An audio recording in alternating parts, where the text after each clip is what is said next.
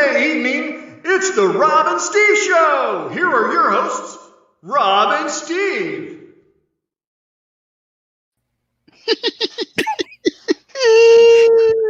There it is, Rob and Steve. Hello, people. Rob and Steve. Rob and Steve. Hello, Rob. Hello, right? Steve. I'm okay. How are you doing? All right. How goes it? Where are you? Where are you right now? As in my workshop. That's awesome. No more horrendous green screen. Maybe I should get rid of this and show you the mess on the bench behind me. That announcer guy is crazy. Yes, double D. I like double Ds. Double. That's a Tim Hortons coffee. Yes, that's the way I have my coffee when I'm in Canadian. Yeah, Canada. How is everyone? Anyway, what you been up to, Rob? Give me a rundown of your last week. Today, well, I'll tell you what I did today. I haven't done a lot of turning lately, and I don't know why that is. I've got in a lull. I'm looking at different aspects of turning. I've been looking at Barbara Dill's book, and it's just been going to my head. Yeah, it does that. Wait until it's going in front of you. Well, I had that. I'll show you something. You do that. I'll show you. I didn't get very far, but I started that. Cool. Then I was going to my second cut, and then I got that.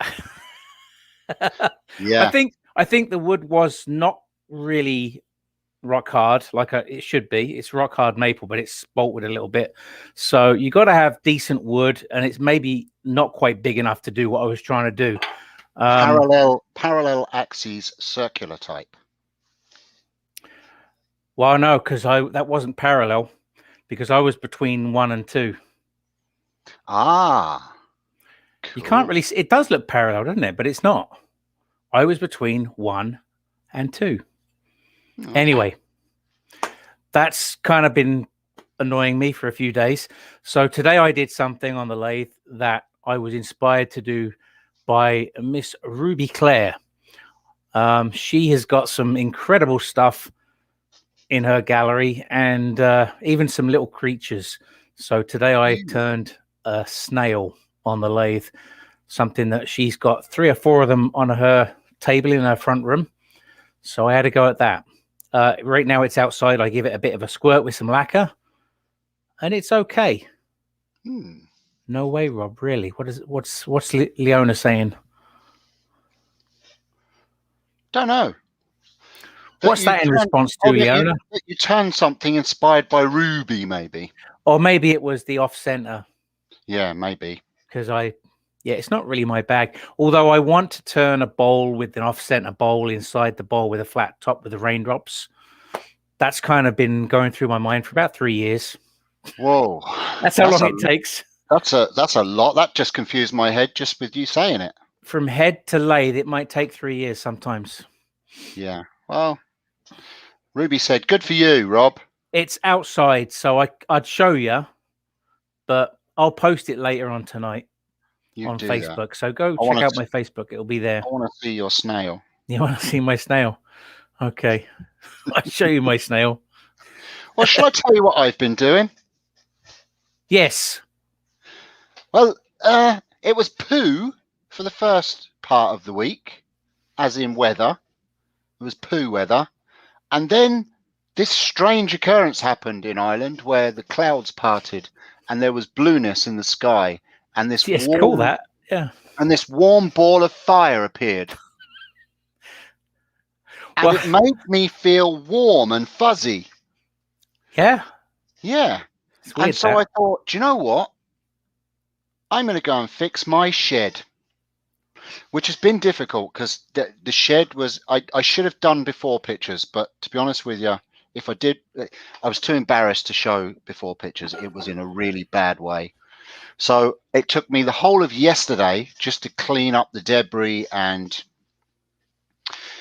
get it to kind of a workable shed. I replaced the roof yesterday with a galvanized tin roof. And then I came in today and started rebuilding. I had to jack one corner of the shed up with a car jack to underpin it because the torrential rains and they found an underground spring in my backyard, basically, cutting a long story short, and it's washed a lot of the foundation away in one side, and it caused the shed to collapse in one corner, which caused one corner to open up and the other one to crush. So I jacked the whole thing up, did some underpinning, did some structural work, cleaned it up, got rid of all the crap, threw all the tools that are damaged. I lost 6 tools, 2 of which were my daddy's tools. My dad's multimeter and his car battery charger. Not things that I would use too often, but still, they belonged to my dad and they were old, and I was very upset that they were broken. And a few other things that died, but, you know, out with the old and start with the new. Going to keep positive. So now I'm back. I sandblasted the lathe, got it back up because it was just red rust. Sandblasted the lathe, got all that back, and that needs a little bit of work electrically. It needs a new, what does it need, Rob? That thing on the top, that round thing. Oh, the capacitor. That's him. The little round cylinder thing. I need one of them because I have to kickstart the lathe. Yeah, capacitor's gone. So that's what I've been doing. But I'm back in my workshop, and next live that I do, I'll be using Big Bertha. Good stuff. Doing some proper off-center. Do you have a place where you can get that capacitor? Or have you? I might have one. I was looking at it. And I have an oil boiler burner, a burner for an oil burner, and they've got one on it. So what the flux capacitor? The flux capacitor. Yeah, that's what makes time travel possible. Yes, but I'll be afraid to turn the lathe on and then end up back in 1980. So I'd go. No Ruby's COVID. an alien. Ruby's an alien. No wrinkles. Right. So that's us. I hope everybody else has had a good week. Gonna have to jump into the interview because Mr. Jeff Hornung. God, I can never say his name. Hornung. He will explain to you what Hornung means coming towards the end of the interview. It's quite a funny story. But Mr. Jeff Hornung likes to talk. Little bit. But that's good because it made it really easy for us to interview him. Well, Rob did the most of the interviewing, and I jumped in with a couple of bits and pieces. But without further ado, let's get into the interview. Mr. Jeff Hornung, and let me just jump over and get the video. The video. I nearly just shut the stream down. That would have been been good. So yeah, this is pre-recorded. We recorded this 2 or 3 nights ago. Yeah. And we've got a few ideas actually for future interviews. And shall I just talk about us for a minute? We talked about interviewing each other, but like Steve said, it's going to be difficult for me to get questions for him and him to get questions for me. So can we get you guys to email us questions about the other? We'll talk about that after the interview anyway. So this is the interview, Mr. Jeff Hornung. I'm not sure if he's going to join us in the chat this evening. I know he's quite a busy gentleman, but if not, please go over and give him some love. And I've got he's given links. Rob doesn't know, but he's also given me a 10% off discount for his store for those that are in the States only, obviously because of shipping and all that kind of thing. But I'll give you that code at the end, folks. So thanks for that. So let's do it. I'm going to put it over on the full screen. And yes. Well, I'm going to mute you, Rob, so you don't cough and splutter over the interview. Oh, that's okay. I'm going to mute myself. Okay, you do that. Let's bring him in. Oh, hello, Jeff. How are you doing? Hi, guys. What's going on? Good morning from the States. How you doing? We're doing good. So it is actually just gone 12 here. It's just gone 11 there where you are, Jeff, and it's just gone 5 where Steve is. Yeah, exactly. So that'll mess with your brain. So thanks a lot, Jeff, for accepting our invitation to the Rob and Steve show as an interview. I did talk to you about it a few weeks ago and finally wrapped up a few questions.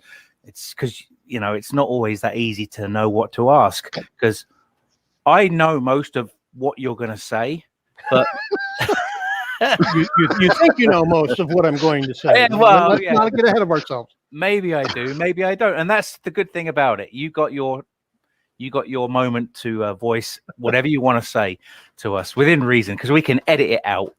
Right. I was going to start out actually by saying that you're a colorful character. I appreciate that. Yeah, well, you are. In my opinion, I'm kind of pasty right now. We're just coming out of winter. The sun's finally starting to peek out. Yeah. But I'm as European, as English European, really as both of you probably, truly. We got a few questions to ask you, and we can elaborate from there. So, okay. I'm going to come out with the first question as soon as I can find it. So the first question, Jeff, today is, what is your background and what was it that got you started into wood turning? What is my background? Well, I was born a long time ago, 1968, here in St. Louis, Missouri. So I have pretty much grown up where I started. And honestly, my background has absolutely nothing to do with woodworking.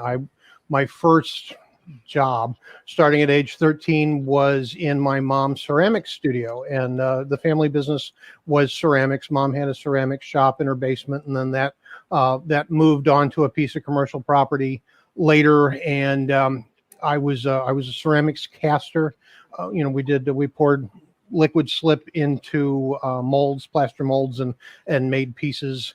This was the late 70s, early 80s is when that started. So you guys might remember, some of the audience might remember, some of the younger crew watching may have no idea what I'm talking about, but look up ceramic ducks from the 70s and 80s. Little hats, little blue and white polka dot ribbon. We made an enormous amount of ceramic ducks back in the day, and that's where my working career started. It was definitely not glamorous, but it was what we did, and that business kind of evolved into a retail florist right around 1990, 1991. It was just a change in the industry, in the ceramics industry in the United States, and we needed to do something that was going to generate a little bit more income, a little bit more reliable income, and we went into the retail florist business. And then I was a retail floral designer for 24 years. Yeah, this guy. You can see I've actually got bow making videos on my YouTube channel, which will have links on in the text of the show. And my ribbon work is still on point. But I was a retail florist for 24 years, and during that time, right at 2011. 2011. I was actually in a car accident. I was driving home from work, and a dude pulled it out where he shouldn't have, and drove right into me. Hit the side of my head on the driver's side window. Not a bunch of physical injury, minor concussion, but I had post-concussion syndrome. In my case, was fairly severe, and basically what that was an internal injury caused by bruising and whatnot. And for me, it was like a physical disconnect between the right and the left sides of my brain. So my logic side was running very well. My creative side was the one that was slightly bruised. Because of that, it was it kind of turned off for about 18 months, and creative things that I used to be able to do, simple flower arrangements, and things of that nature, I couldn't do them without an enormous amount of thought, because the creative side wasn't working. Even stuff that was by the numbers took exponentially more time during my recovery period. And as we work through this, because there's no way to fix it, you just heal or hope you heal, and that just takes time. But as we were working through this, my wife and I kind of figured out that if I had like a hobby, something that I could focus on, at home in the off times, I could just focus. I could just focus on that one thing. It would allow me some peace, and that let me start to heal better or more comfortably, I guess. Biggest problem with that was the hobbies that I was trying. I got bored quickly. That it's like, all right, I know all of the basics. I'm not finding any way to turn this into a money-making entity, which is something that I enjoy doing. And I just got bored with some of those hobbies. I was driving my wife up the wall one day, and she walked by the kitchen. I was at the kitchen table just moping and not feeling good. And she walked by the kitchen table with this catalog, flopped it down on the table. The front cover says John C. Campbell Folk School. So this is a school, a craft school in North Carolina, here in the USA. And I took one look at the name of the catalog. I said, folk school? I don't want to go to a folk school. That's where hippies come from. Hippies go to folk schools. I don't want to be a hippie. That's stupid. That was all on the inside. What I actually said was, okay, honey, I will pick a class and we will go on vacation. I'm sure she heard my eyes rolling as she walked out of the kitchen. But I started flipping through the catalog. It's like basket weaving. I don't want to do that. Cheese making, I don't want to do that. Learn how to make a dulcimer, I don't want to do that. Windsor chair class, no, that's stupid. Blacksmithing, blacksmithing could be a lot of fun. Now, if I decide I like it, I won't be able to build a forge in my garage. Well, that was actually not true. I could have, so I could have ended up a high-end blacksmith, but I chose wood turning. It's like I could probably identify a wood lathe in a catalog if I had to, but I had zero woodworking experience prior to this.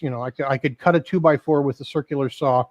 I could not hammer to save my soul. It's just the hammer and me just didn't get along. And that's kind of what it looked like. The nail's not moving, but I couldn't hit it. So I was not precise. I was not good with measurements or math. Making things like that out of wood was not my shtick, and I had no interest. But happy wife, happy life, and we went there, and it was just a rainy, cold day in October. We were there for the entire week. So we go to the first class. I've got a screaming headache, migraine, just terrible, and I decide, all right, we'll pay attention in the morning, and then I'm going to sleep the rest of the week. This is stupid. I don't want to be here. I hate this. I don't want to be here. Teacher comes out, and tall man, very tall man, by the name of Dave Barringer. You might have heard of him. He is one of the original founding members of the AAW, and I think he was actually the first president. I might be the second. I'm not terribly sure, but kind of a big deal in the industry. I had no idea who this guy was, and he just looked like somebody that stepped out of a farmer movie from the 1950s. Big coveralls, huge feet and huge work boots, hands as big as my skull, big gravelly voice, long scraggly beard, and me, Mr. Suburbanite, is just sitting there going, my God, what have I gotten myself into? I'm in the mountains. I'm in the mountains of North Carolina, and I think that guy might be a hillbilly. I'm not sure. Anyway, Dave Barringer is a beautiful human being, and he started me down this path. And it's just, I say a lot of this in jest, but many of those thoughts were actually going on inside of my head at the time. So, Dave, if you're watching, love you, man. Everything that I'm doing now started with you, and it's your fault, and I appreciate it. Anyway, so he went over safety, and he went over basic lathe bits and pieces, functions. He went over a couple of basic tools, and then he said, all right, we're gonna check up a piece of wood and use the 3 tools that we talked about. We're going to walk around the room and turn on your machines, keep your speed low, and just see what happens. Touch the tool to the wood, see what happens. Screaming headache. I want to go home. But I figured, we spent a lot of money. We're here. I'll try. And I'm sure this is not the way it happened, but the way I remember it actually happening was the microsecond the tool touched the wood, my head stopped hurting. I'm kind of not kidding. This really is kind of how I remember it. The head stopped hurting. The skies cleared. The angels started singing. Oh, and the next thing I know, I'm covered in shavings. David is saying, okay, turn off your machines. It's time to go to lunch. And I'm over at my station going, No, I want to be a hippie. I want to do this. This is the best thing ever. I cannot begin to describe how well I feel right this second. I don't want to stop. And by the end of the week, I had enough skills to probably not kill myself when I got back home. That's good. I had a rickety an old Craftsman monotube, single tube lathe, and for those in the know, that's not where you want to start your learning career. So it was a lot of not buckle lathe. Pieces. Yeah, it's a buckle lathe. That's actually kind of what it was. But I didn't care. I bought the $45 set of Harbor Freight tools. They weren't the expensive one. Those were $80. I bought the medium range tools, and all but one was useless. It was terrible, but I didn't care because it was the best thing ever. I was going to say it's amazing you've still got both your eyes then. Maybe I've got a really good replica. Yeah, one of them he turned himself. Yeah, I'm really good at painting. It's ceramic. It's from my earlier days. Yeah. So moving on to the next question then. Now you're into turning, you've got a start and you've bought yourself a lathe and some tools and stuff. What do you turn? So do you like to do any sort of repetitive work, or you like everything to be different? And I've noticed you theme things. You definitely theme things, but the question is production type turning. How is that a thing or for you or not? It's definitely a thing for other people. I'm not a production turner. No. If you need 200 balusters for your new stairs, I'm probably not the guy to talk to, unless I buy a CNC machine. Ask Rob. He loves it. He's up in Canada, and you can talk to him about that. No. No, I'm an artist, and I because I was an artist first, trying to get myself in the mindset necessary for quality, repetitive, accurate work. I'm not that guy, and I understood. I considered it once, and if you want four table legs that are almost the same, maybe. Yeah. If you want two table legs that are relatively close to the same, probably four. I'm on the same page. Yeah, but I'm a bowl turner. I love making bowls. I love the bowl form as a vessel. I love the bowl form as an artistic canvas. But that's what I do a lot. But the really funny thing is, because I was limited at the beginning by my lathe, the Craftsman single tube, the buckle lathe. I ended up doing pens, hundreds of pens at the very beginning. I was a pen turner almost exclusively because of the limitations of the machine that I was working on. But that taught me tool technique, proper sanding, proper finishing, obviously on very small scale pieces, but I was able to learn an enormous amount simply by spending most of that first year turning pens. So, and every once in a while I'll go back and I'll turn a pen, but I'll do boxes. I like thread chasing, so I'll do boxes. I like sculpture now. I don't know if you've got a sculpture, an artistic question lined up, but I kind of like sculpture now. But really, the bowl form, that's my preferred turning. So what I was going to ask you next, well, I still will actually, because it's one of the questions I've got here. What inspires you the most when you're going to start turning? Is it like nature or architecture or culture, or what is it that comes to your mind when you're focusing on items? Because I've seen some of your artistic stuff, and I can tell that something's inspired that, whether it's the painting after the fact or the design. You like blue?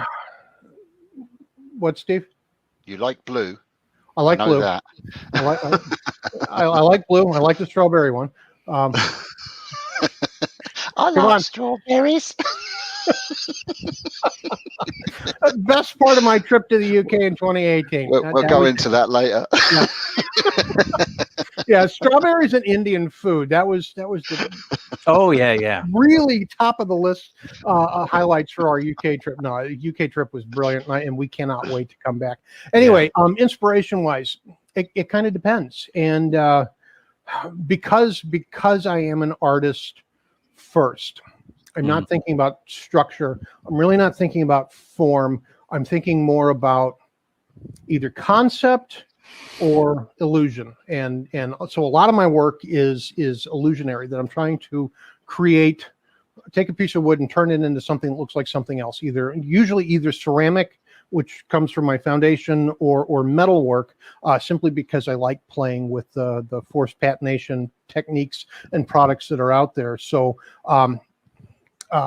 with the Morocco series,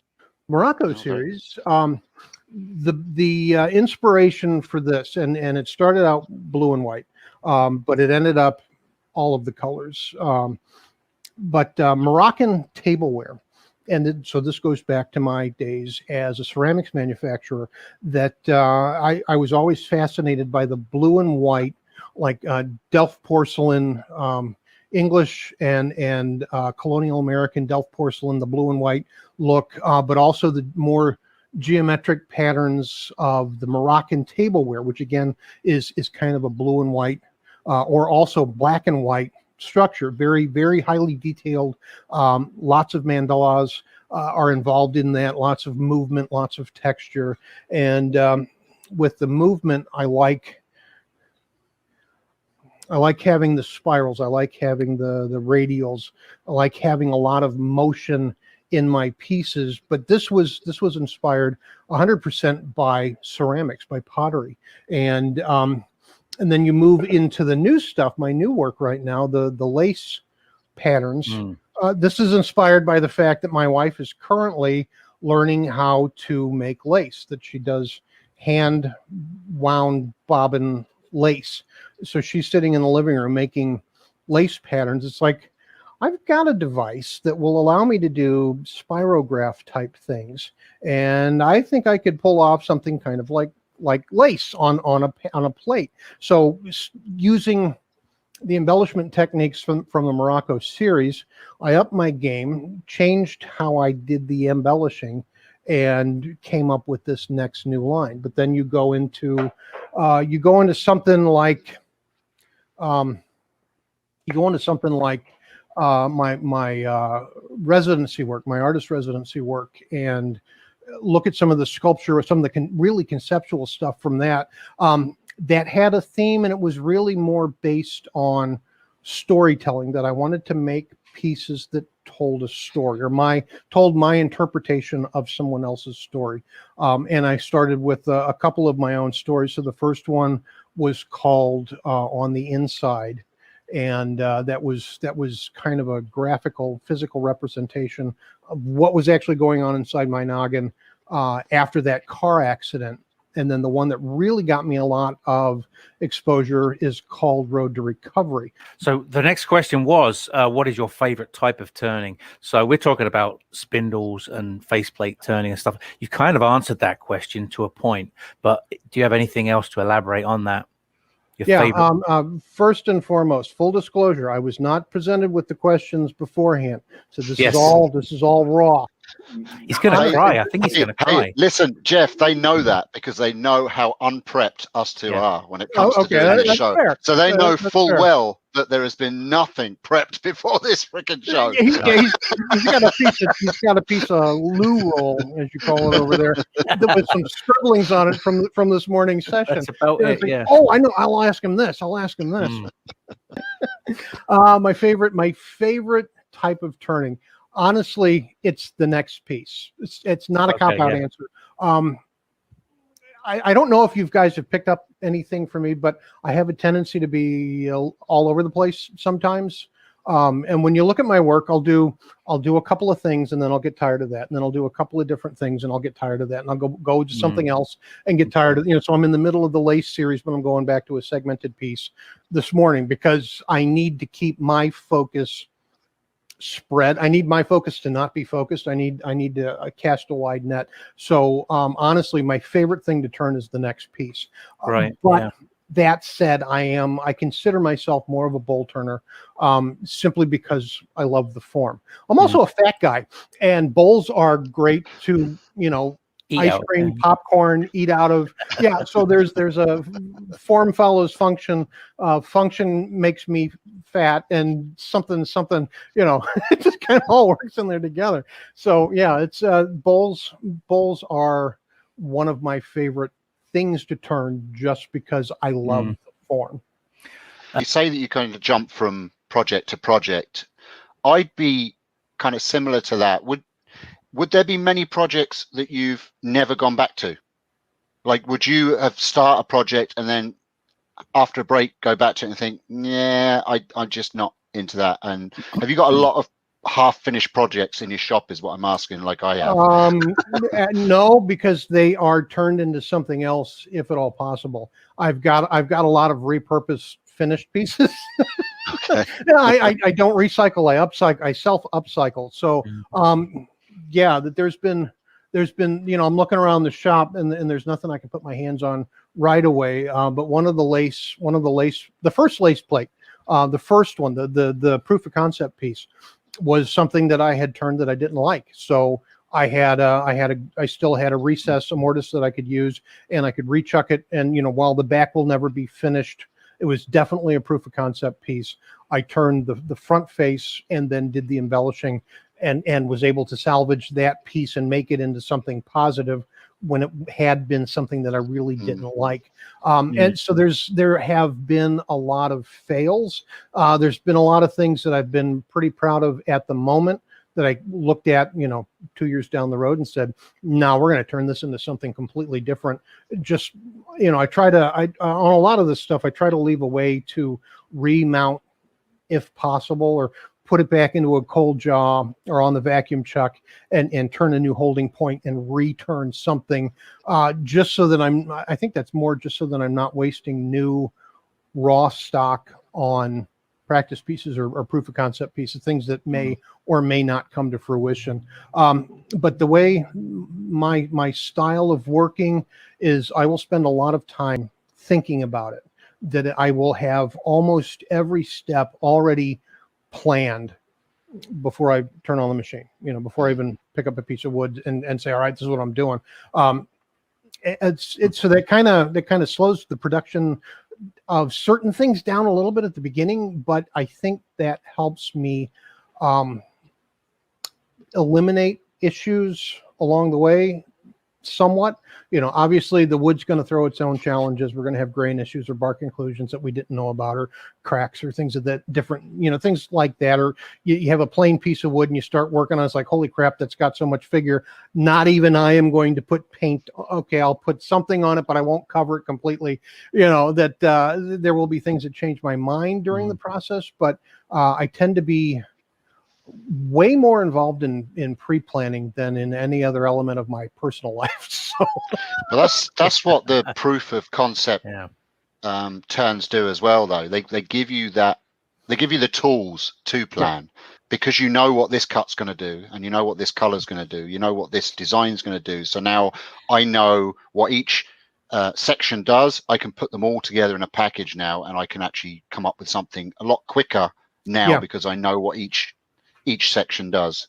Yeah, that I knew the coloring technique is very similar to what I do on the Morocco piece. My turning had to be better because of I have to have a dead flat surface for the center boss in order to use the ornamentation machine properly. If it's not dead flat, you're going to end up with some torn fibers because you're forcing something to do a job it wasn't intended to do. So my turning has to be better on this one than it does for this one. Just the quality of my cuts have to be better here, because there's bare wood exposed. It's got color on it, but it's got to be a higher quality and stuff. And because of that proof of concept wasn't great, but I turned it into something that I was happy to have, even though it had been something that I was proud of at the beginning, and then decided as my skills got better, man, that really sucks, and nobody needs to see that down the road. We'll turn it into something better now. Yeah. So I was going to mention about is there a connection between your past, present, and future interests, basically? And I can see there is definitely a continuity with a lot of stuff you've been working on. Yeah, everything builds upon everything else. It's all It's all part of the whole. The better I get with my basic turnings, the better my art pieces are going to be. And the better I get with my artistic turnings, the better my basic skills are going to be. It all goes hand in hand. And then because I've gotten involved as a teacher over the last couple of years, working with my students, watching them and trying to explain to them, the foundation is imperative, because it doesn't matter if you go into production work or if you go into bull work, you go into artistical sculptural work. If you don't have those basic skills as good as you can, the rest of your work is not going to be as good as it could be. Focus on the basics and always take the bits and pieces. And when I'm doing demos, if somebody wants to watch me do a Morocco blue demo, maybe they're never going to sit down and make a copy of that piece, and that's fine. But maybe they'll see something, they'll learn how to use their texturing tool because of my project. They'll learn how to use that texturing tool properly and apply just the element that they need on their work. It's all taking the bits and pieces that you need. But if you've got a lot of tools in your toolbox, physically, but also metaphorically speaking as well, if you've got a lot of tools or a lot of skills available, when you need them, they will be helpful. If you don't have them when you need them, you're not going to be in as good a place, Yeah.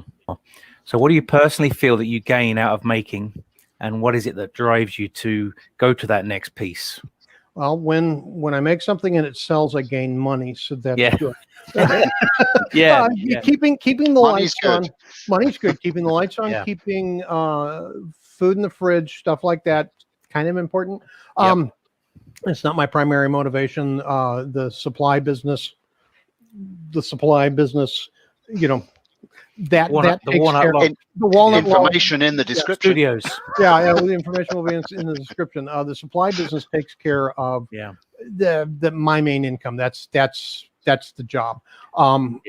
As an artist, I take a great amount of personal satisfaction in being able to take that concept that we were talking about and making it. The act of fulfilling my design idea and actually finishing something very rewarding for me. I really enjoy seeing the reaction on somebody else, though, whether they buy it, whether they just look at it, whether it ends up being a gift, and I hear not only from the person that bought it from me, but from the person that they gave it to. The feedback. Real quick, one quick story, and this kind of sums it up really for me. I was doing a craft fair. We were at a high school. It was a marching band thing, a marching band fundraiser thing for a friend of ours that had kids in the band, and it wasn't a high dollar turnout. It wasn't a big, it's not a big money maker, but we moved enough to not have wasted our time, and that was great. But there was this lady that came by, and she was looking at one of my Morocco blue pieces. It was just front and center as an attention getter. One of the more higher dollar pieces at that event because of what it was. But if you have the attractors, you may get somebody come in and buy a couple of pens or whatever. And that's fine. But she was really looking, and she was standing about 20 feet away and just looking, and she'd smile and she walked off. She didn't see that I saw her. Then she came back again, and she just stood there and she smiled and looked at that piece and, was thinking and maybe counting, and she walked out, and she did this 4, 5, 6 times. That she circled back by the booth, stopped and looked at that piece. And it's like, you've made a connection, and that piece needs to go home with you. So the last time she came by, I caught her eye. She was a little bit closer. I said, "Ma'am, would you like to see this? Would you like to hold it?" And she, "Oh no, I can't afford it." It's like, I'm not asking you to buy it. I'm asking if you'd like to hold it. If you'd like to see it. I've seen you come by a couple of times. I think you would like to look at this piece. And if you have any questions, feel free to ask. I'm not asking. I don't care if you buy it. Just hold it. So I put it in her hands, and she's looking at it, and this is just exquisite. What can you tell me about it? Morocco blue, it's maple, blah blah blah. And I did this to create the illusion of porcelain, but it's a piece of wood. And she said, "I just love this." And she goes to hand it back to me, And I said, you know what? I just held a competition and you won. Congratulations. That piece is going home with you. And she said, oh, no, I can't. And I said, oh, yes, you can. You made a connection. This piece is important to you for whatever reason. There's a connection I've been watching you all afternoon. It needs to go home with you. Well, you need to get paid. It's like, no, we've done fine. I'm the guy that made it. I know exactly how much I have invested in that piece price-wise, but because you've made an emotional connection already, I want you to take it home. That's important to me because it apparently is important to you. So stuff like that, being able to see people just appreciate, what I'm doing is unbelievably rewarding. That I can provide. Oh, look, here I go. I can provide quality on an emotional level. See, it's doing it to me. That you guys shows. Know. Yeah, that shows the emotion you have in what you do as well, though, Jeff. Because I totally get that. Do you know, I've even with demonstrations and things like that. I've done demonstrate. I'm not big out there. I'm not on the circuit as you say. But any demonstrations I've done have been for very little money, or most of the time for nothing. And it's because, like, for instance, even at MC, the last time it was on, to stand in front of 100 kids and turn 100 pens and have them come over and try it and get the total satisfaction of the smile on the child going off with a pen that they've made or they've helped made, it's worth $1 million. It's worth $1 million. That feeling of, I can give you what I have and it can make you feel good for a split second. That's what a lot of this is about. Yeah, the money is important, but bringing an old art that is really old and continue it on, and for other people to still enjoy it after all those hundreds of years that it existing, is what we are about, I think, and what most woodturners are about. Yeah, it's making that connection on an emotional level. And I think I've always known even as a florist, that most of the flower business is centered around funerals. So you're providing something that's intended to give comfort. Well, that's an emotional connection there somewhere, and it kind of it carries over into any type of art or creative endeavor. But when I started my residency journey, truly as an artist and not just as a craftsman or a maker, that was back in mid 2019. Learning how that works and why made a huge impact on me as well. That the story with the lady was several years ago, but it's one of my favorite moments, is because I did something that she had to have. Whether she took it home, whether she bought it, that didn't make any difference.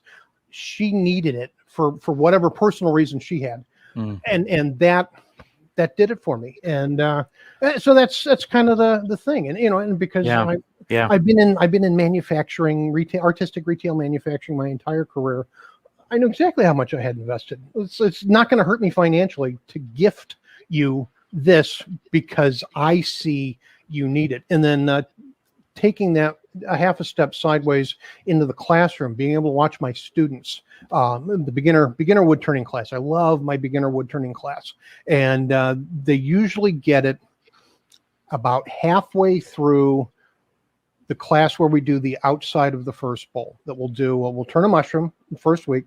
Second week we'll turn a spin top. The third week we'll do the outside of a bowl, because the basic beginner class, they're going to need 3 solid hours to turn the outside of a bowl. It's just the way it is. But then the light bulb starts coming on somewhere during that bowl project, and just to hear the difference in the cuts, to see their faces when they go, oh, I made shavings. I wasn't just making sawdust and chips. It's like, that's a curl. Just standing there at the teacher station and watching your students.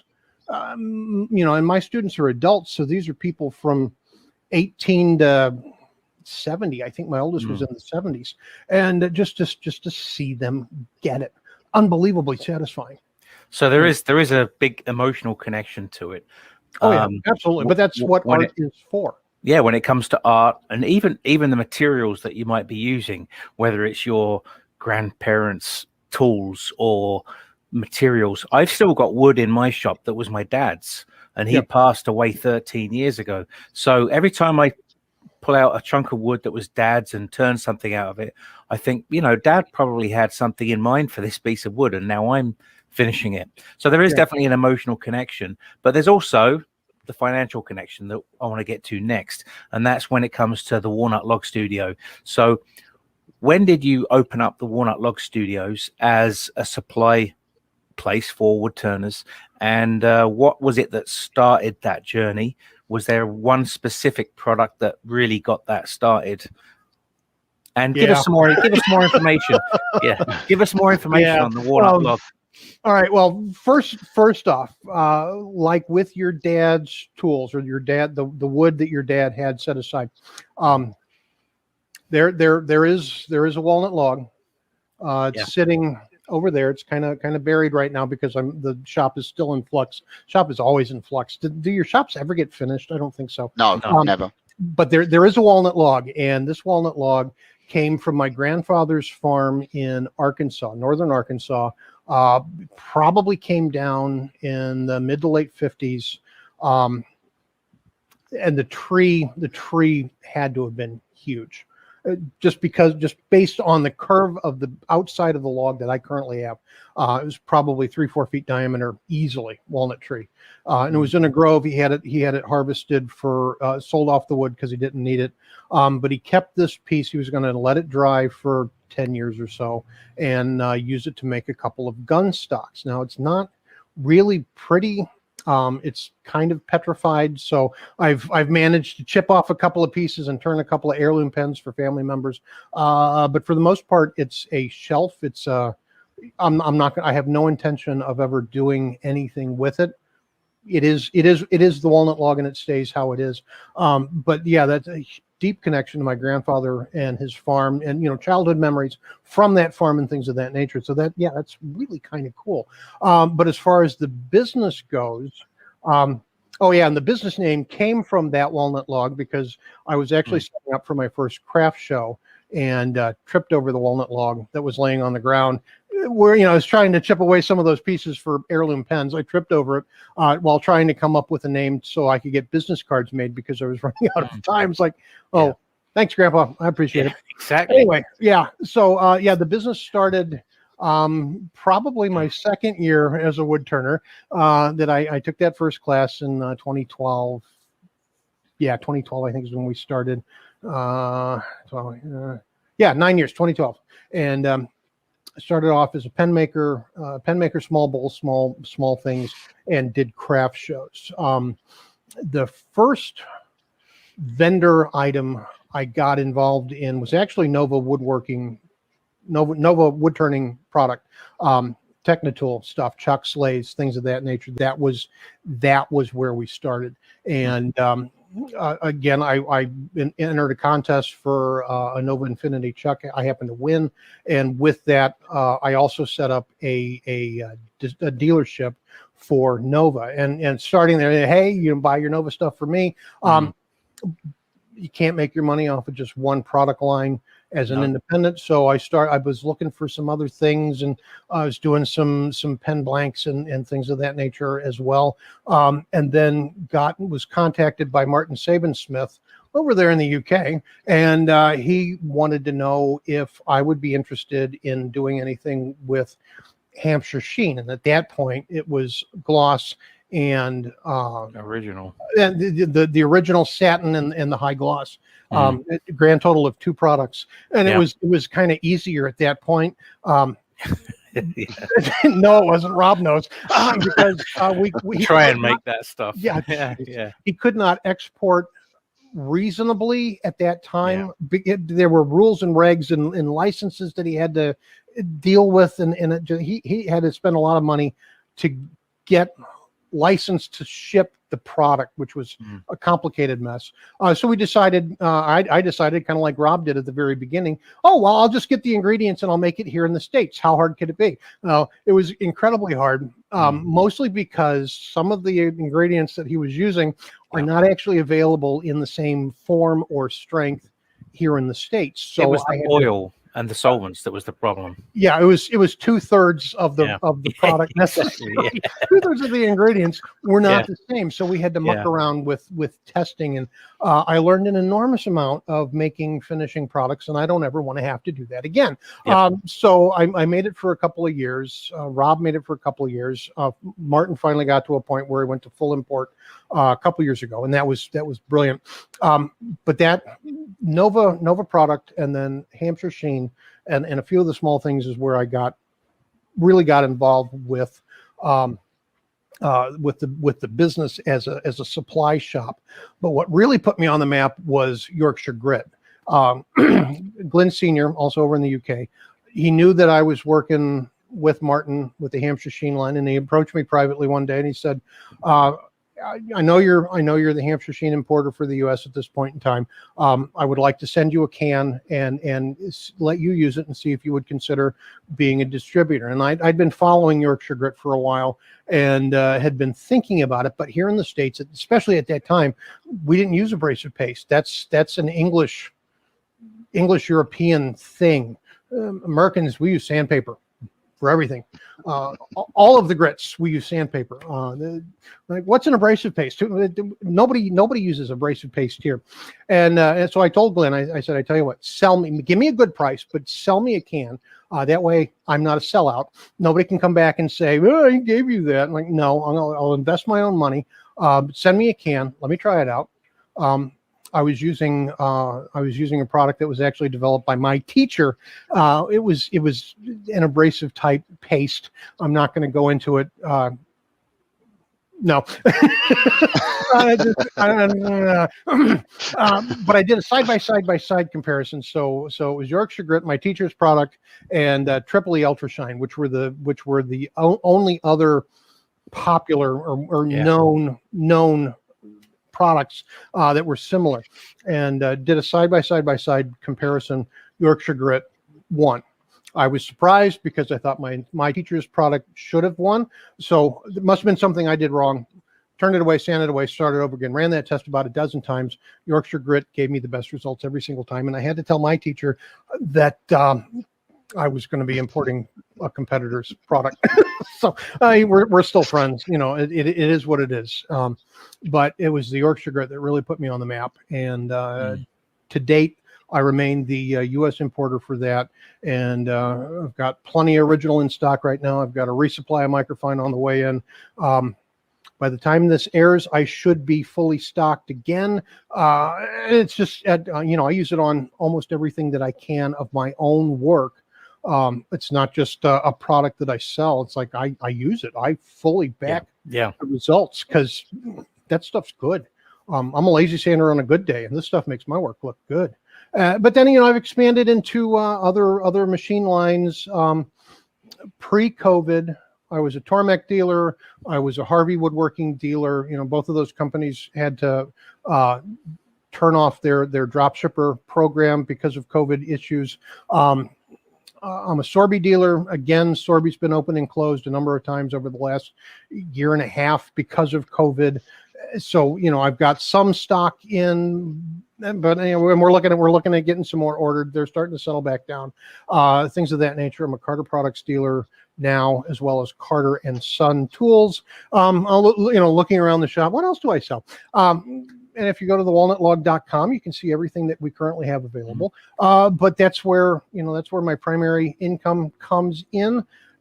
But as a teacher, I like to be able to use the products, demonstrate the products, shoot videos on the products, go to trade shows and actually do, classes during the trade show, how to use it. This is how, because you'll get people that will, with Yorkshire Grit, well, I'm not happy. I did what I was supposed to do, and I'm not happy. It's not working the way I see the other YouTube guys do it.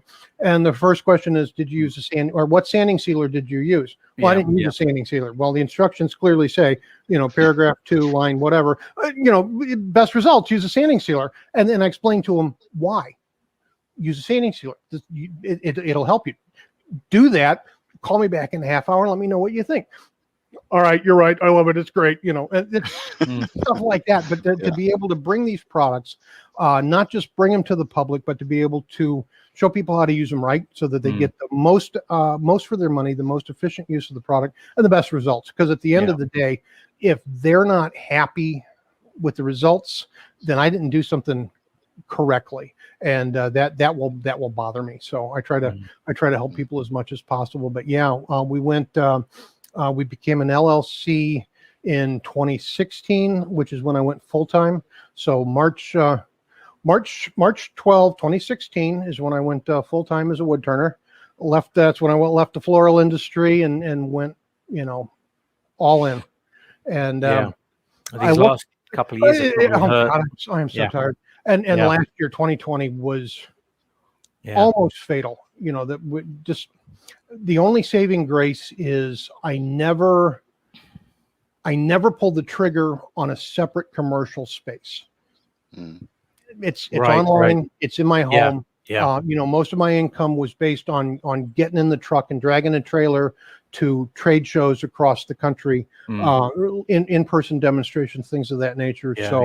I lost, I lost most of my income for 2020 and had to rethink a lot of things. But now we've got the virtual studio where we're in my shop and I can do lessons and product demonstrations and have fun with a bunch of different cameras and stuff, and make sure I have, logos and logoed merchandise. We need to get into the logoed merchandise. People want to buy my t-shirts. But this is the new normal. And I'm currently bringing in 4 more cameras. I already run 4 cameras. In the next week or so, I will be up to 8 cameras just around the shop. Well, I need a dedicated camera at the grinder, a dedicated camera at the bandsaw, at the table saw, and now at the new ornamental station, because people are wanting me to do demonstrations on this technique. And so it's just growing and growing and growing and growing, and that's an enormous amount of fun. I'm having a good time, and that's good. Yeah, and, plugging along. That's awesome. Sorry, can I just jump in there just quickly? If and when, hopefully we're on kind of the slight decline from the dreaded COVID. Not here. I know it's not great in Canada at the moment. No. But there are the inoculations and all that kicking in now, and that they are being sent across the world. The virtual stuff, is that something that you will continue to do even once you're back out on the road and doing the actual demonstrations and things like that? Are you going to do a mix of both, Jeff, and kind of keep that going? And if so, how do you think that will work into your day-to-day or weekly kind of teaching schedule? I will absolutely continue with the virtual. I really believe that virtual is a viable option. It should have started sooner, but we didn't have the technology. We didn't have reasonably priced technology and stable enough broad platforms like Zoom to do things like that. And honestly, I was really interested and worked with a couple of people in the industry to try to do a virtual symposium. Or we started talking about it back in 2016. That Alan Zenrich was demonstrating at the big symposiums and trying to get people on board. Well, I was working with Carmen De La Paz at the time, and because she was a TV star, a home improvement TV show star person, so she knew all about cameras and microphones and production. I was on board with the concept. We just couldn't figure out the technology side to get other turners involved in that process, that we could put together a symposium type event. And so that didn't pan out. But fast forward now to 2020, and I was already up and running. I did my first live remote demo in early 2019. That's when I started, and it was 3 cameras and a microphone and a computer with some software. Nowhere near the production level I am now, and definitely nowhere near the production level I'll be in about 2 weeks. But it's fun, and it costs clubs a lot of money to bring in talent. Even me, it costs them money to bring in. Why would somebody pay for me? But it costs people money to bring in talent to do demonstrations. So, and one of the big things is several of the clubs in Hawaii, they don't pay to bring over demonstrators. If you're a demonstrator who is in Hawaii, you can probably get a number of club demonstrations if you're already there, but they're not going to pay to bring you across because they don't want to fund your vacation. Yeah, really. Nobody's ever said that, but I'm to Hawaii. Yeah, and UK is the same. I came over for UKIS, and while I got some help for doing UKIS, we built a vacation around that so that we had a reason to be on an airplane flying over the ocean to come to the event, and it all worked out great, and I had a blast. But yeah, if I don't keep doing virtual, I'm probably not going to demonstrate with Canadian clubs. I'm probably not going to demonstrate with UK clubs because they're not going to bring me to their physical location. I've got I did a Canadian club 3 weekends ago, and they like me so much they're going to have me do another one first week of May. That they really liked what I did, and they want me to do another topic. And they would not pay to have me fly to Western Canada to do their event, where they will pay my demonstrator fee. So I think it should. I think clubs would do better if they had the ability to broadcast their own regular club meetings, even when we go back to physical. So if you're homesick, if you're on vacation, if you just can't get to the meeting, you can still have it be in your shop working on a deadline piece and have the monitor over here that you can watch your and do whatever without it having to stop everything and go to the meeting. I think it will continue, and I will definitely continue.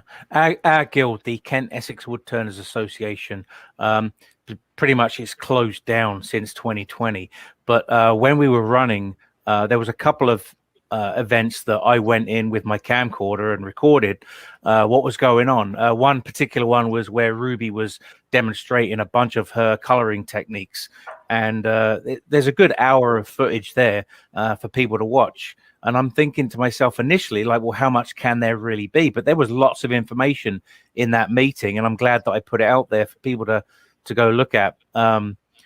So yeah, same with you. You do a lot of airbrushing, right? I've seen you do a lot of airbrushing, like mountainscapes and feathers and little figurines, like native Indian or so, I'm not sure exactly. No, I don't do figurines. No, there was like a little man, wasn't there, with an instrument? Was that not you? I thought it was you. Maybe it wasn't. Maybe that was the other Jeff. Yeah, the other Jeff. Yeah. Maybe it was the other Jeff. Yeah. Yeah. So that kind screwed up the next 5 questions. It kind of brings me. That's okay. It brings me to the next question as far as your work, the best of the best of Jeff's work. I do not do little Indian figures with instruments. No, you haven't done Indian figures with instruments. But okay, all right, I take that back. There was a. I didn't carve it. It was wow, that was a long time ago too. Yeah, it was a little plate, and it was the Kokopelli, the Native American Hopi Indian Kokopelli, which is with the little Indian guy. Yeah, let's go to. The little Indian guy with the flute. There you go. He's got his one leg up and he plays it like that. That's right. Yeah. I thought I'd seen that. Yeah. I knew that wow, was you. That was old. I don't that's long gone. I remember that. Okay. Yeah. It was not carved. It was a No, I knew it wasn't carved. It was like airbrushed. It was pyrography. Oh, okay. And some it was reactive metallic. That one was actually reactive metallic paint. Yeah. So 6 years ago, I think. Right. Is when I did that. It was still a good plate. I probably ought to do it. I'm just catching He was up. only Jeff. a child. He was still only a child.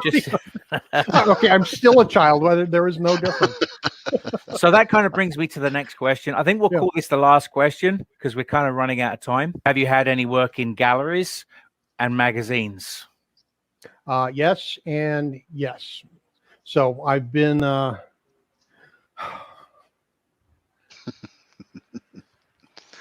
This is where it started. Morocco Blue really put me on the map. The first one I did, and my mom's got it. My mom's got the original. The first one I did, and mostly because I wanted it to sit on a coffee table with the sun hitting it for several years, so I could see if there was any issue with the color fastness of the process that I was using. And so far, it's still the same color. Mom's got the first one, and I posted it on Instagram. And I was approached pretty much right away by a local magazine, a local design magazine. Design St. Louis is the name of the magazine, and they wanted to quick talk to me about the piece. And then when I gave them my background, they're like, "We need to do an article, an interview. We want to send a reporter out. We want to send a photographer out. We need to publish your story now." And that got me on the map. And it was again, it was in March. I shared the memory. What, about 7 weeks ago? It was early March 2016. A lot of things happened in 2016. It was early March 2016, and is when the magazine was published. So this came out right before that. And that's kind of where it started. But I've been in all 3 issues of the printed copy of Masters of Contemporary Woodwork that's put out by Wood Symphony Gallery. I'm involved in Wood Symphony Gallery's online exhibitions. I participate in 2 or 3 over each year. So there's always pieces over there. I'm developing the Lace series, specifically as new work for an art fair that will be held this Mother's Day weekend. It's a virtual, unfortunately, it's only going to be a virtual event, but it's the Lawmeyer Art Fair, and we can put links on that if you want as well.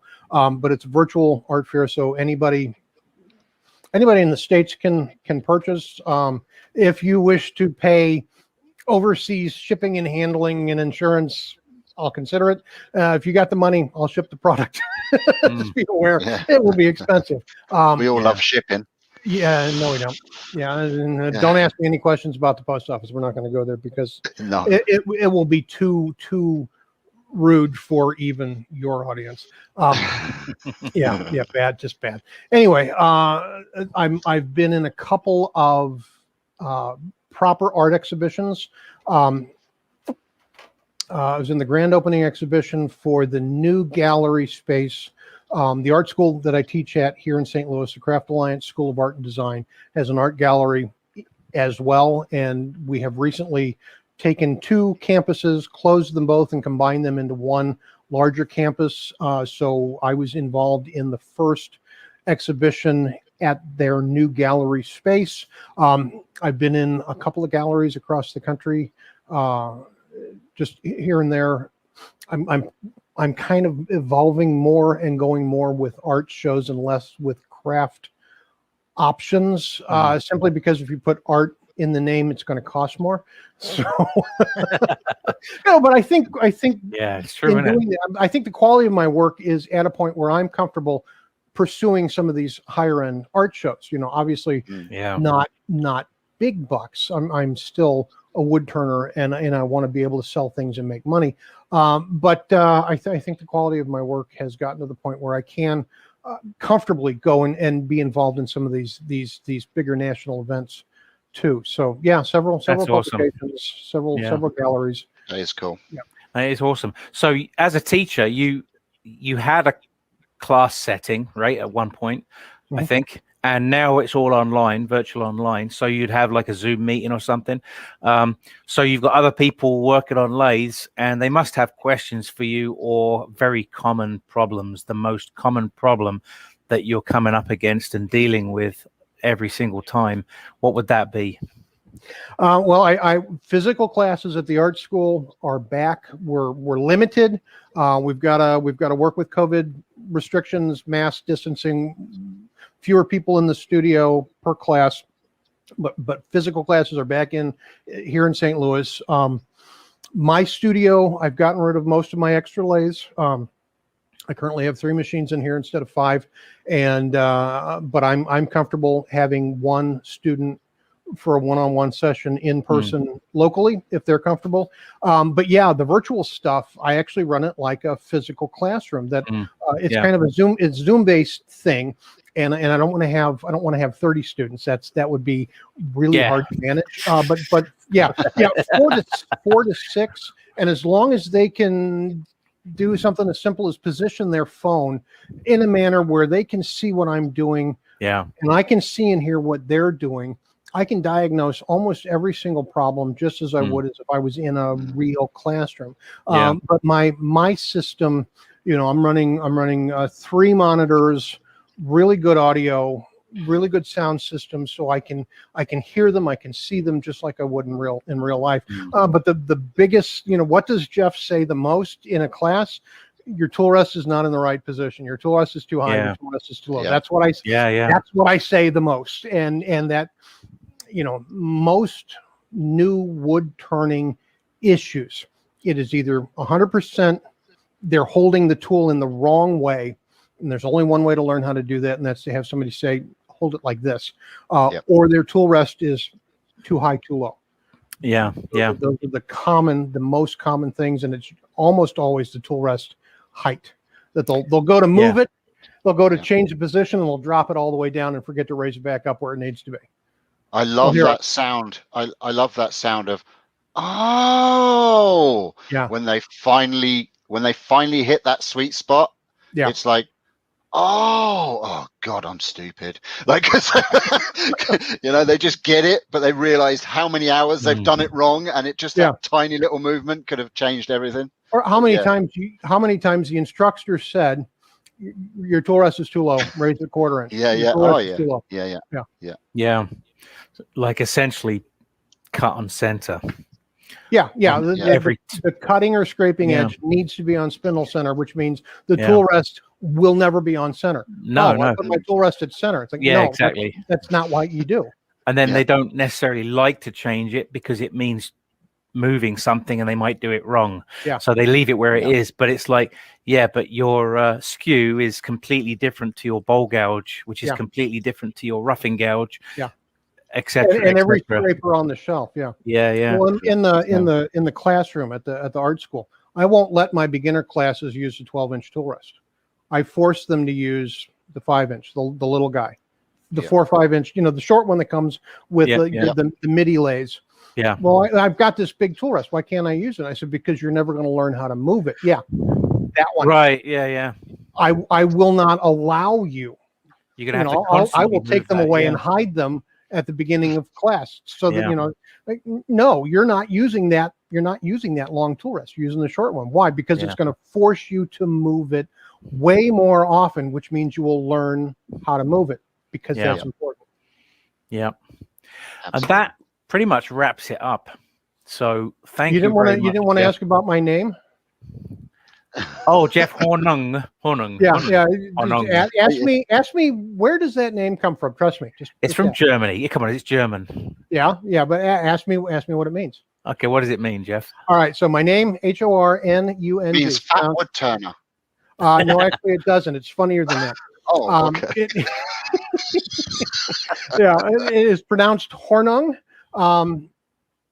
It is a name that was actually more along the lines of the scarlet letter, that in feudal times, if there was a child born out of wedlock, the child would be punished, right? And Rob's trying to hold back laughter. I think he knows where this is going. This is for real. And I've had German people confirm this for me, but it was a punishment originally. That's where it came from, that you were branded by having this Hornung as your surname, because it literally means fatherless child. So anybody that's named Hornung, we're all just a bunch of bastards. And a bunch of you bastards. But the best part, I told my uncle, and he didn't believe it. It was a Christmas at my sister's house, and Uncle Tom Hornung, my dad's brother, was there, and we were talking about the coat of arms and the family name and whatnot. So I told him this, like, no. It doesn't mean it. While it does mean this and that, and it was the name of people that worked in mines. Originally, it was a punishment, that scarlet letter thing. And if you were born on if you had a father of royalty of some sort, so father of blood that had an affair with somebody that was a commoner or worse, the child was branded with the name, that you could not admit who the father was. And it says, I said, we're all just a bunch of bastards, Uncle Tom. He's like, oh, no, he got really no, that can't be true. It's like, no, we have a document. It's actually framed on the wall in the hallway. I'll take you down and you can look and see. We paid money for somebody to do the research on this. It's true. And then the more current research I've been able to do, Google and Ancestry and whatnot, yeah, it's true. That's crazy. I find it incredible. The family tree just says bastard. Pretty much. Yeah. Bastardish bastard. Yeah. So I'm big into genealogy. That's one of my favorite winter pastimes. Is it's cold outside, so you sit in at the desk and just work on your family tree. And I know for a fact at some point I will not be able to go back any further because there was something happened that caused me to have this last name. Eh? Wow, that's nuts. That's crazy. Oh, it's funny. Thanks again, Jeff, for letting us interview you today. And hopefully guys will visit your website, which is www.walnutlog Studios. Is it not the Walnut Log Studios? TheWalnutLog.com. TheWalnutLog.com. That's the website. Brilliant. Thanks a million, Jeff. All right. Thanks for having me, guys. Cheers. Thank you, Jeff. Appreciate it. Yes. There you go. Jeff Hornung. And Rob is switched off. He's muted. Yes. We're back. You can do it with a little button on the screen. You don't have to touch your microphone. Yeah, but this is just here. Fancy. Well, there you go. That's Mr. Jeff Hornung, ladies and gentlemen, the bastard turner. Yeah. Who'd have thunk it? That's the translation. Yes, I hope you enjoyed that interview. It was a bit longer interview than we normally do, but Jeff had so much to say. I've got some other clips from that. I did take quite a bit out of the interview, but I've got other little clips and things like that I'll probably make little shorts and I'll put them on the Facebook page just to kind of share with you. And there's a couple of funny moments as well. I think we even got Jeff dancing, didn't we? Wasn't it like 3 hours long? Yeah, no, it was 4.5 hours. 4.5. Okay, that's fine. Yeah, that was just the dancing section, right? That was just the dancing. Yeah. Very interesting chap. Bit of a magic show too with his green screen. Yeah. Well, they got a little glimpse of that on the Facebook. Oh, that's true. Yeah, promo. No, some amazing stuff. Very clever and talented man when it comes to. It's too bad that he didn't actually show his ornamental lathe. Well, he hasn't got a rose engine as such. He's got a device that goes on his bedways. Yeah. That essentially he can do similar ornamental turnings. I know Ruby Claire, I don't know if she's still in chat. She's got 2 or 3 rose engines. One that I think she built herself. Just amazing. Very, very cool. I haven't seen them in action. I've seen them on videos in action, but not her personal machines in action. So I think we should get her to do a couple of little videos of that.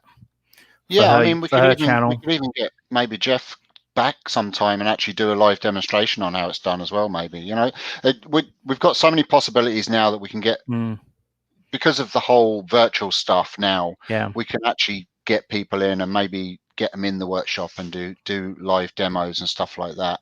Yeah. Yes. I've got a couple of ideas of who we can interview.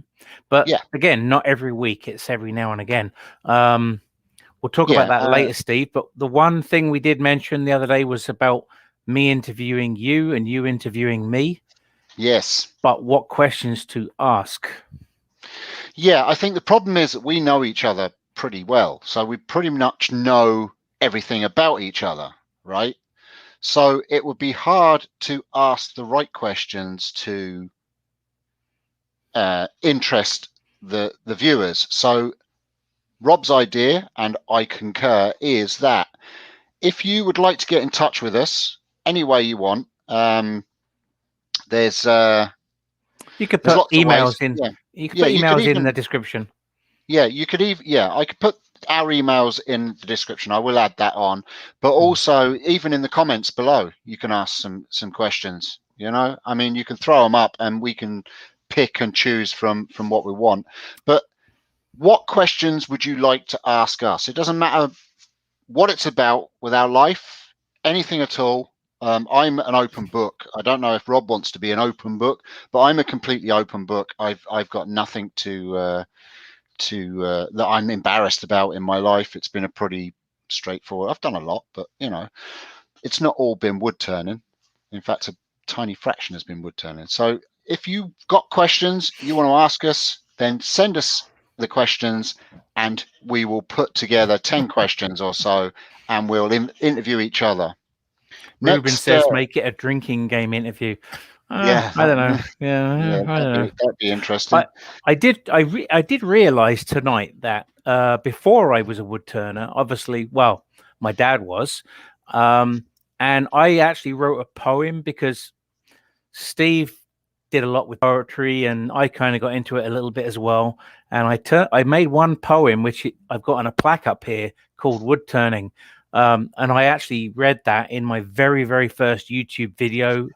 Awful video. Don't watch it. It's awful. But anyway, the poem. Just that one. I'm not going to read it, but I'll read a little bit of it. It says about Dad's lathe. Now still does it sit, no sound does it make today. No old man with sawdust, no grey beard where it lay. Well, I think I've just turned into me dad. What do you say, Dad? Yeah, we all do eventually turn into our dads. Now, my dad never had a beard. He was always clean shaven, my daddy. Yes. I don't think I I don't have any memory of my dad having a beard or a moustache or even stubble. He was up first thing in the morning, shave. So yeah, dad never. But anyway, that's about next interview. I think is going to be Gary Lowe. Gary has confirmed that he will do an interview with us. So that's up to me now. I'll get that organized and we'll get Gary Lowe. That should be a pretty cool interview because that man's got some skills when it comes to color. I haven't seen a lot from Gary lately, but I've seen some of his work and it's phenomenal what he does. Yeah. I mean, he is the original. Ruby doesn't want to be her dad. He is the original man when it comes to all the stuff that's kind of gone mad across color and design. I suppose he was one of the original guys that was doing all the colors. Oh, so yeah, be good to get him on. People are saying they're going to go look at my first video. It's terrible. Oh yeah, go and watch it. It doesn't get much better from the first one. It's not much better now than it was then. I was extremely nervous, felt like a complete plonker talking to a camera by myself, which I still do. And there's lots of